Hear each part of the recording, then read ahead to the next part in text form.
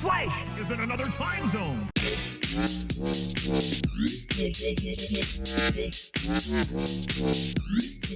Ow! Hi damn everybody, welcome back to another episode of Rooster Reviews. This month we are looking at Rock and Roll Racing. That's right, a racing game. Rock and Roll Racing is a top-down perspective racing game. It originally released on the Super Nintendo on June 4th, 1993. And then later on the Sega in 1994. It was created by Silicon and Synapse. Why can none of these freaking names be easy for Rooster to pronounce? Silicon and Synapse here later would become known as Blizzard. Blizzard? Where have I heard that name before? Blizzard made this game? And it doesn't involve any orcs or any weird beasts or creatures? Okay, never mind. Before Blizzard released Warcraft, Starcraft, Diablo, or even WoW, it also made the Lost Vikings and Blackthorn. Enough about them though, let's go on to racing some shit up.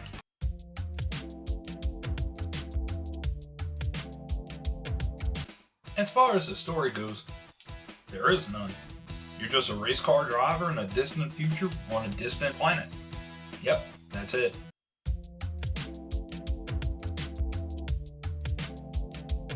Here's the meat and potatoes of this game. You start out by picking one of the 6 racers. Snake Sanders, Tarquin, Jake Badland, Katrina Lyons, Ivan Cypher, like Ivan Van Norman? Whatever. And Cyberhawk. Each one of these drivers has his or her own strengths and weaknesses, but I've always been a fan of Jake. I'm starting to think that's where I've had my fan of Mohawks come in all these years later. Technically there's a 7th character, but he can only be reached through cheats. His name is Olaf. From the Lost Viking. Olaf? I've heard that name somewhere before, haven't I? Once you pick your racer, you go to the main hub screen. Here you can buy a car, upgrade it, and skip worlds. Each world has a A and a B division, and each world has its own racers.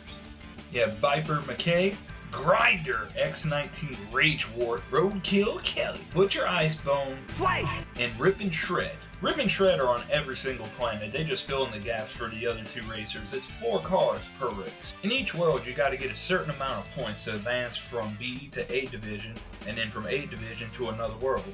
If you come in first place, that's 400 points. Second place, 200 points. Third place, 100 points. Fourth place, you get jack squat.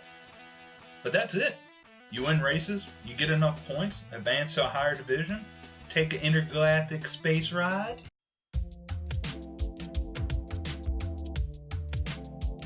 What can I say about the controls? They are tight. So tight, in fact, there's a slight learning curve to it. One slight little error and you're flying off the track.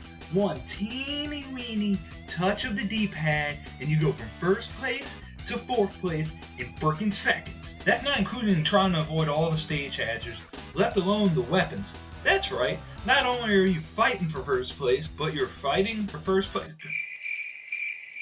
Who the hell wrote this? Oh, yeah. You have lava, snow mounds, and whatever the hell this thing's supposed to be.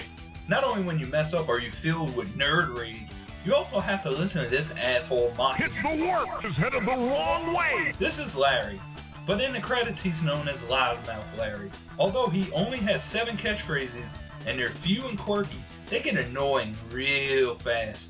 However, you can turn off good old Larry. What's lost out there? Shut up, Larry. Is in another time zone. For fuck's sake, Larry. Wipe out! Ouch! Holy Toledo! Unleashes hot fury. Shut up, Larry. Olaf, Ivan, Hawk, Cat, Snake, Roadkill, Butcher, Slash, Rage, Jake, Grinder, Viper, Rip, Shred. What? Fuck it. I'm turning you off.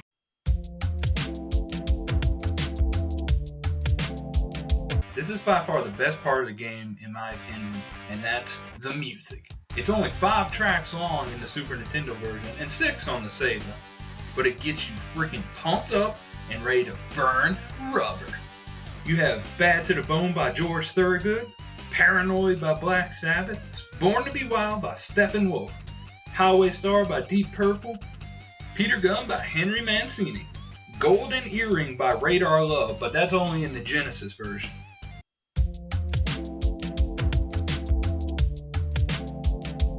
That's it. That's the end. You raced, you won it, you moved on to the next planet, and when you finally win, you're greeted with this. An award show? Is it worth it all? Hell no! But you do get to watch flashbacks of moments that never even happened. I mean, seriously, look at this. None of this shit ever fucking happened when I played. None of it. It's fake. This is some just random generated crap that they give you. But here it is. After all these years of playing this game, I never beat it. I never had the time. I never had the patience to sit down and play it.